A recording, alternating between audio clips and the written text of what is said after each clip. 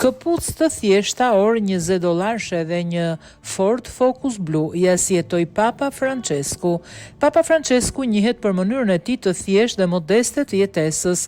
Ai refuzoi apartamentet e bollshme papnore në Pallatin Apostolik dhe nuk u largua kurrë nga hoteli i Vatikanit, ku ai dhe kardinalët e tjerë që morën pjesë në konklavën e vitit 2013 ishin vendosur në dhoma modeste.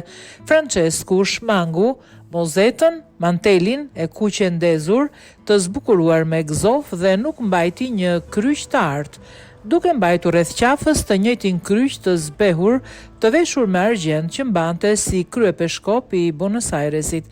Ai gjithashtu nuk veshi këpucët e peshkatarëve luksoz të kuqe të përdorura nga paraardhësit e tij.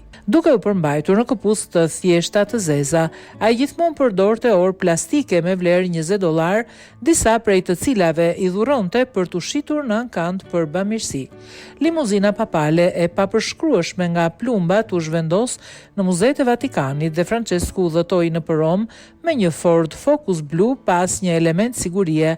Në fund të vitit 2024, Vatikani zbuloi një papamobile të re me çati të hapur, një Mercedes-Benz elektrik që Francesku e përdori për të përshëndetur pelegrinët në sheshin e Shëmpjetrit.